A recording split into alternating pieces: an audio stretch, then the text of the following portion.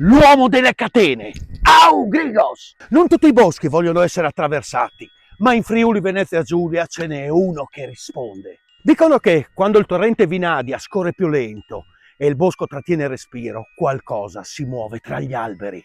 Non lo vedi subito, lo senti. Il rumore delle catene.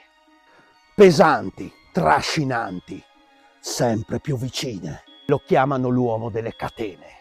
Nessuno sa chi sia davvero, ma c'è chi giura fosse un uomo punito per un peccato dimenticato.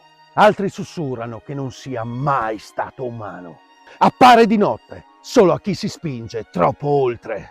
Chi lo ha incontrato racconta sempre la stessa cosa.